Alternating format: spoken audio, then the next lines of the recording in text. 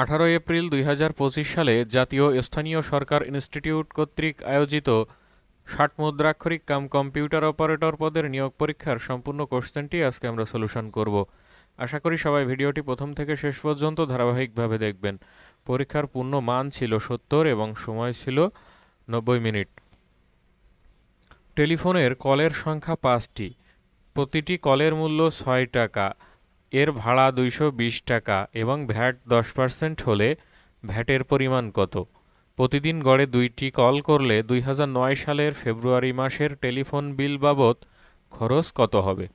তাহলে একটি কলের মূল্য হচ্ছে 6 টাকা এবং কল সংখ্যা হচ্ছে 5টি, তাহলে মোট টাকা হচ্ছে 30 টাকা এবং বলে দেওয়া আছে যে ভাড়া হচ্ছে 220 টাকা। তাহলে এই ভাড়া সহ মোট যে টাকা সেটা হচ্ছে 220 যোগ এই 30 অর্থাৎ 250 টাকা এবং 100 টাকায় ভ্যাট হচ্ছে 10 টাকা, তাহলে 250 টাকায় ভ্যাট হচ্ছে 250 গুণ 10% অর্থাৎ 25 টাকা। এবার বলা আছে যে প্রতিদিন গড়ে 2টি করে কল করলে 2009 সালে ফেব্রুয়ারি মাসে টেলিফোনের বিল বাবদ খরচ কত হবে? তাহলে 2009 সালে ফেব্রুয়ারি মাস ছিল 28 দিনে, প্রতিদিন মোট 2টি করে কল করলে মোট কলের পরিমাণ হয় 28 গুণ 2 অর্থাৎ 56টি কল। এখন একটি কলের মূল্য হচ্ছে 6 টাকা, তাহলে 56টি কলের মূল্য 336 টাকা এবং ভাড়া হচ্ছে 220 টাকা, তাহলে মোট খরচ হচ্ছে 556 টাকা। তাহলে এই 10% ভ্যাট সহ মোট বিল আসছে এই 556 টাকা প্লাস এই 556 টাকার 10% হচ্ছে ভ্যাট অর্থাৎ 611 টাকা 60 পয়সা হচ্ছে মোট খরচ। একটি ঘরের মেঝে কার্পেট দিয়ে ঢাকতে মোট 7200 টাকা খরচ হয়। ঘরটির প্রস্থ 3 মিটার কম হলে 576 টাকা কম খরচ হতো। ঘরটির প্রস্থ কত? এখানে বলা আছে যে প্রস্থ 3 মিটার কম হলে 576 টাকা খরচ কমে, অর্থাৎ এই 3 মিটারে খরচ কমে হচ্ছে 576 টাকায়। 1 মিটারে খরচ হয় তাহলে কত? 576 বা 3 অর্থাৎ 192 টাকা। প্রতি মিটার প্রস্থের জন্য 192 টাকা খরচ হয়। দৈর্ঘ্য তো আমাদের সেম থাকবে, তাহলে এই 192 টাকা খরচ হয় 1 মিটার প্রস্থের জন্য, তাহলে 1 টাকা খরচ হয় 1/192 মিটার প্রস্থের জন্য এবং এই মোট খরচ হচ্ছে 7200 টাকা, অর্থাৎ 7200 টাকা খরচ হয় কত মিটার প্রস্থের জন্য? 7200 টাকা খরচ হয় 1 গুণ 7200 বা 192 অর্থাৎ 37.5 মিটার প্রস্থের জন্য, অর্থাৎ প্রস্থ হচ্ছে 37.5 metre. X square equal 5 plus 2 root 6 হলে X to the power 6 plus 1 by X cube minus root over 2 into X to the power 4 plus 1 by X স্কোয়ারের মান কত? তাহলে এখানে দেওয়া আছে এক্স স্কোয়ার সমান হচ্ছে 5 প্লাস 2 রুট 6, এটাকে আমরা ইনভার্স করে লিখতে পারি, তাহলে হবে 1 বাই এক্স স্কোয়ার সমান 1 বাই 5 প্লাস 2 রুট 6। এখন উভয় পক্ষে এর কনজুগেট দিয়ে গুণ করব, অর্থাৎ 5 প্লাস 2 রুট 6 এর কনজুগেট হচ্ছে 5 মাইনাস 2 রুট 6, উপরেও আমরা নিয়ে আসবো 5 মাইনাস 2 রুট 6, অর্থাৎ এ দুটো যদি কাটাকাটি হয়ে যায় তাহলে আবার সেইটাই থাকে 1 বাই 5 প্লাস 2 রুট 6। তাহলে এটা হচ্ছে এ প্লাস বি ইন্টু এ মাইনাস বি অর্থাৎ এ স্কোয়ার মাইনাস বি স্কোয়ার, তাহলে উপরে থাকলো 5 মাইনাস 2 রুট 6 এবং নিচে হবে এ স্কোয়ার অর্থাৎ 5 স্কোয়ার মাইনাস বি স্কোয়ার হচ্ছে 2 রুট 6 তার হোল স্কোয়ার, তাহলে এটা হবে 5 স্কোয়ার অর্থাৎ 25 মাইনাস 2 রুট 6 এর স্কোয়ার করলে হয় 24, অর্থাৎ 25 মাইনাস 24 সমান 1, তাহলে এখানে শুধুমাত্র থাকবে 5 মাইনাস 2 রুট 6। তাহলে এখানে আমরা এক্স স্কোয়ারের মানও জানি, এবার 1 বাই এক্স স্কোয়ারের মানও জানি, তাহলে x square plus 1 by x square সমান আমরা বের করে নিতে পারবো। এটা সমান হচ্ছে 5 plus 2 root 6 plus 5 minus 2 root 6, এখানে এটা কাটা যাবে, থাকবে শুধুমাত্র 10। এখান থেকে আমাদের এই মানটা বের করতে হবে, তাহলে x square plus 1 by x square সমান 10, এটাকে আমরা লিখতে পারি a plus B whole square minus 2ab অর্থাৎ এক্স প্লাস 1 বাই এক্স তার whole square minus 2 into x into 1 by x সমান হচ্ছে 10। এখান থেকে এক্স এক্স কাটা যাবে, শুধুমাত্র থাকবে 2, তাহলে এই 2 এ পাশে যেয়ে হবে 10 প্লাস 2 অর্থাৎ 12, এক্স প্লাস 1 বাই এক্স তার হোল স্কোয়ার সমান হচ্ছে 12, অর্থাৎ এক্স প্লাস 1 বাই এক্স সমান হচ্ছে 2 রুট ওভার 3। এখান থেকে এই মানটাও আমরা বের করে নিলাম। এখন আমাদের প্রদত্ত রাশি হচ্ছে X to the power 6 plus 1 by X cube minus root over 2 into X to the power 4 plus 1 by x square. তাহলে এটাকে যদি আমরা ভেঙে লিখি তাহলে হবে x⁶/x³ অর্থাৎ x³ plus 1/x³ minus √2 into এখান থেকে ভাঙলে হয় x² প্লাস 1/x², অর্থাৎ ভাগ করে দিলাম। তাহলে এখানে থাকবে a plus B whole cube minus 3ab into a plus B. তাহলে a প্লাস বি হচ্ছে x প্লাস 1/x তার whole cube minus 3 into A B অর্থাৎ x into 1/x into a plus B অর্থাৎ x plus 1/x minus √2 into এটার মান আমরা বের করে নিয়েছিলাম 10, তাহলে এখানে √2 ইন্টু 10। x প্লাস 1/x এর মান আমরা বের করে নিয়েছিলাম 2√3, তাহলে 2√3 two the power cube minus 3 into এখানে x কাটা যাবে, x প্লাস 1/x এর মান হচ্ছে 2√3 minus 10√2।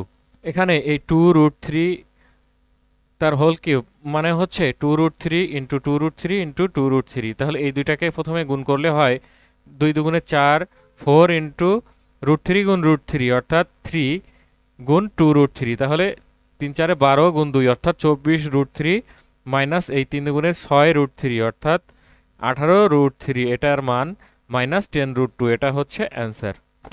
x³ plus 4 plus √3 into x² plus √3 plus 4 into √3x plus 3√3 কে উৎপাদকে বিশ্লেষণ করুন।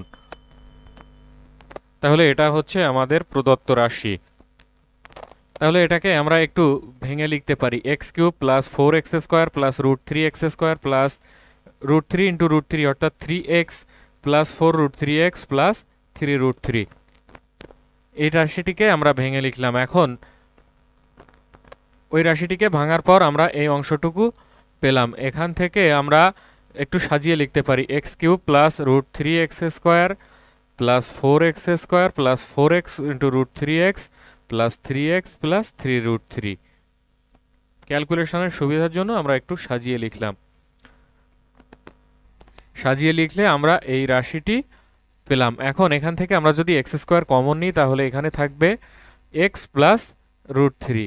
এখান থেকে যদি 4x কমন নিই তাহলে থাকে x প্লাস √3। এখান থেকে যদি 3 কমন নিই তাহলে থাকে x প্লাস √3, অর্থাৎ সবগুলোতেই x প্লাস √3 কমন, তাহলে x প্লাস √3 কে আমরা কমন নিতে পারি এবং থাকবে x² প্লাস 4x প্লাস 3। এখন এটাকে আমরা ভেঙে লিখতে পারি x² plus 3x plus x plus 3। এখান থেকেও আমরা দুইটা উৎপাদক পাবো। এখানে x কমন নিলে থাকে x প্লাস 3 প্লাস 1 কমন নিলে থাকে x প্লাস 3। তাহলে এখানে থেকে দুইটা উৎপাদক পেলাম x plus 3 into x plus 1, আর আগেই আমরা উৎপাদক একটা পেয়েছিলাম সেটা হচ্ছে x প্লাস √3। এটাই হচ্ছে এই রাশিটির উৎপাদক। 5 নম্বর কোশ্চেনটি হচ্ছে সংক্ষিপ্ত উত্তর দিন। কোন কারণে সাধু ও চলিত ভাষার মধ্যে পার্থক্য ঘটে? সাধু ভাষা মূলত একটি কৃত্রিম ভাষা, কিন্তু চলিত ভাষা কৃত্রিমতা বর্জিত। সাধু ভাষা সাধারণত গুরুগম্ভীর, চলিত ভাষা গুরুগম্ভীর নয়, সাবলীল, সহজ। সাধু ভাষায় সাধারণত তৎসম শব্দের প্রয়োগ বেশি হয়ে থাকে, কিন্তু চলিত ভাষায় তৎসম শব্দের প্রয়োগ দেখা যায় না। এইসব নানাবিধ কারণে সাধু ও চলিত ভাষার মধ্যে পার্থক্য ঘটে। কোন বর্ণের নিজস্ব কোনো ধ্বনি নেই? ইয় বর্ণটির সাধারণত নিজস্ব কোনো ধ্বনি নেই, এটা অন্য বর্ণের সাথে বসে এর অর্থ প্রকাশ করে। বাংলা সাহিত্যের প্রথম ব্যাকরণ গ্রন্থের রচয়িতাকে? বাংলা সাহিত্যের প্রথম ব্যাকরণ গ্রন্থের রচয়িতা হচ্ছেন রাজা রামমোহন রায়। কোন বিরাম চিহ্নে বিরাম নিতে হয় না? হাইপেন চিহ্নে বিরাম নিতে হয় না। 6 নম্বর কোশ্চেনটি হচ্ছে অর্থসহ বাক্য রচনা করুন। গরজ বড় বালাই মানে হচ্ছে প্রয়োজনের গুরুত্ব। ভেজা চুলে খোপা বাঁধা মানে হচ্ছে বৃথা চেষ্টা করা। উজানের কই মানে হচ্ছে সহজলভ্য। টুক ভুজঙ্গ মানে হচ্ছে নেশায় বিভোর। 7 নম্বর কোশ্চেনটি হচ্ছে ব্যাসবাক্য সহ সমাসের নাম লিখুন। ঘর জামাই এর ব্যাসবাক্য হচ্ছে ঘরে আশ্রিত জামাই। এখানে এই আশ্রিত বা মধ্যপদটি লোপ পাচ্ছে, তাহলে এটা হচ্ছে মধ্যপদলোপী কর্মধারয় সমাস। মাথায় পাগড়ি এর ব্যাসবাক্য হচ্ছে মাথায় পাগড়ি যার, এটা হচ্ছে বহুব্রীহি সমাস। পরোক্ষ এর ব্যাসবাক্য হচ্ছে অক্ষীর অগোচরে, এটা অব্যয়ীভাব সমাস। দর্শন মাত্র এর ব্যাসবাক্য হচ্ছে কেবল দর্শন, এটা নিত্য সমাস। 8 নম্বর কোশ্চেনটি হচ্ছে বাক্য সংকোচন করুন। অন্যের শ্রী দেখলে যে কাতর হয়, পরশ্রী কাতর। ঘর্ষণজাত সুগন্ধ, ঘর্ষণজাত সুগন্ধ এর এক কথায় প্রকাশ হচ্ছে পরিমল। যেমন চন্দন কাঠ ঘষলে সুগন্ধ বের হয়। ক্রিয়াশীল তরঙ্গ এর এক কথায় প্রকাশ হচ্ছে চলর্মি। গাছ ভেঙে পড়ার শব্দ এর এক কথায় প্রকাশ হচ্ছে মড়মড়। 9 নম্বর কোশ্চেনটি হচ্ছে সদন শব্দের 4টি সমার্থক শব্দ লিখুন। সদন শব্দের সমার্থক শব্দগুলো হচ্ছে গৃহ, আলয়, বাড়ি, নিবাস। 10 নম্বর কোশ্চেনটি হচ্ছে fill in the blank with preposition, অর্থাৎ প্রিপোজিশন ব্যবহার করে শূন্যস্থানগুলো পূরণ করতে হবে। Lots of people are allergic dash prawn, lots of people are allergic to prawn, মানে হচ্ছে চিংড়ি মাছে বহু মানুষের অ্যালার্জি আছে। The lights have been blown dash by the strong wind, the lights have been blown out by the strong wind, অর্থাৎ প্রবল বাতাসে আলোগুলো নিভে গেছে। He is afflicted dash গ্যাউট, he is afflicted with gout, মানে হচ্ছে সে গেটে বাত রোগে ভুগছে। I have no bias dash late marriage, I have no bias against late marriage. 11 নম্বর কোশ্চেনটি হচ্ছে put the correct form of verbs in the brackets, অর্থাৎ ব্র্যাকেটের ভিতরে যে ভার্বগুলো দেওয়া আছে সেগুলোর কারেক্ট ফর্ম লিখতে হবে। দ্য ইনিংস জাস্ট বিগিন, এখানে বিগিন শব্দটির সঠিক ফর্ম কোনটি হবে? এখানে হবে the innings just has been began, অর্থাৎ ইনিংসটা সবে শুরু হয়েছে। Your bicycle needs dash repair, এখানে রিপেয়ার শব্দের যে সঠিক ভার্বটি হচ্ছে your bicycle needs to be repaired, তোমার বাইসাইকেলটি রিপেয়ার করা প্রয়োজন, মেরামত করা প্রয়োজন। হোয়ার ইউ ড্যাশ গো ইস্টারডে, এখানে গো এর সঠিক ভার্ব কোনটি? এখানে এটা হচ্ছে ইন্টারোগেটিভ সেন্টেন্স এবং এখানে ইস্টারডে অর্থাৎ পাস্ট টেন্সে বোঝাচ্ছে, তাহলে এখানে হবে where did you go yesterday. A lot of sugar from the shack dash steal, এখানে স্টিলের পরিবর্তে হবে a lot of sugar from the shack was stolen, অর্থাৎ খুপরি থেকে অনেক চিনি চুরি হয়ে গেছে। 12 নম্বর কোশ্চেনটি হচ্ছে make sentences with the meaning, অর্থাৎ যে শব্দগুলো দেওয়া থাকবে সেগুলো দিয়ে সেন্টেন্স তৈরি করতে হবে। হার্ড অ্যান্ড ফাস্ট মানে হচ্ছে বাধা ধরা, there is no hard and fast rule in this case. To pray lip service to summon, এর অর্থ হচ্ছে সমর্থ থাকা সত্ত্বেও সাহায্য না করা। He paid lip service to me doing this. Raised one's eyebrow মানে হচ্ছে বিস্মিত হওয়া। Seeing him at night, I raised my eyebrow. With flying colors মানে হচ্ছে বিজয় বা গৌরবময় সাফল্য অর্জন করা। He passed the examination with flying colors. 13 নম্বর কোশ্চেনটি হচ্ছে ট্রান্সলেট ইনটু ইংলিশ, ইংরেজিতে অনুবাদ করতে হবে। রাস্তায় অসচেতনভাবে হেঁটো না, don't walk carelessly on the street. গাইতে গাইতে গায়েন, বাজাতে বাজাতে পায়েন। Practice makes a man perfect, তুমি তাকে কতটা বুদ্ধিমান মনে করো। How much intelligent do you think he is, বৃষ্টি থামার সাথে সাথে তারা বাইরে গেল। As soon as the rain stopped they went outside. 14 নম্বর কোশ্চেনে বলা আছে সংক্ষিপ্ত উত্তর দিন। ওডোমিটার কি? ওডোমিটার হচ্ছে যানবাহনের দূরত্ব পরিমাপক যন্ত্র। 24তম বিশ্বকাপ ফুটবল কত সালে অনুষ্ঠিত হবে? 24তম বিশ্বকাপ ফুটবল অনুষ্ঠিত হবে 2030 সালে মরক্কো, পর্তুগাল এবং স্পেনে। আইপিএল 2025-এর 33তম ম্যাচে কোন দুটি দল অংশগ্রহণ করেছিল?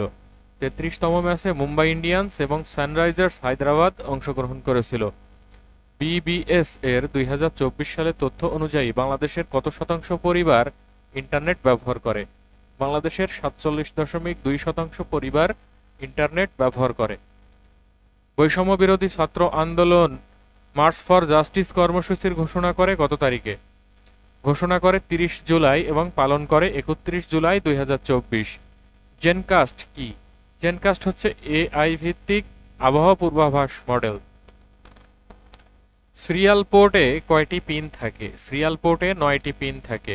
ব্রিটেন ইউরোপীয় ইউনিয়ন ত্যাগ করে কবে? 31 জানুয়ারি 2020 সালে ব্রিটেন ইউরোপীয় ইউনিয়ন ত্যাগ করে। তুরস্কের আইনসভার নাম কি? তুরস্কের আইনসভার নাম হচ্ছে গ্র্যান্ড ন্যাশনাল অ্যাসেম্বলি। ইউএনভি এর সদর দপ্তর কোথায় অবস্থিত? ইউএনভি এর সদর দপ্তর হচ্ছে জাপানের টোকিওতে অবস্থিত। 15 নম্বর কোশ্চেনটি হচ্ছে পূর্ণরূপ লিখুন। বিসিএসআইআর এর পূর্ণরূপ হচ্ছে Bangladesh council of scientific and industrial research. Food FAO এর ফুল ফর্ম হচ্ছে food and agricultural organization of the United Nations. Food and agricultural organization এতটুকু লিখলেই হবে। আইএসইএসসিও এর পূর্ণরূপ হচ্ছে Islamic educational scientific and cultural organization. OAPEC এর পূর্ণরূপ হচ্ছে organization of Arab petroleum exporting countries. SMTP এর পূর্ণরূপ হচ্ছে সিম্পল মেইল ট্রান্সফার প্রোটোকল। এই পর্যন্ত ছিল জাতীয় স্থানীয় সরকার ইনস্টিটিউট কর্তৃক আয়োজিত 60 মুদ্রাক্ষরিক কাম কম্পিউটার অপারেটর পদে নিয়োগ পরীক্ষার সম্পূর্ণ প্রশ্ন সমাধান। আশা করি সবাই বুঝতে পারলেন। এরপরেও যদি কেউ না বুঝে থাকেন অবশ্যই কমেন্টস বক্সে কমেন্টস করে জানাতে ভুলবেন না। ভালো লাগলে চ্যানেলটিকে অবশ্যই সাবস্ক্রাইব করবেন, লাইক কমেন্ট শেয়ার করবেন। ধন্যবাদ সবাইকে।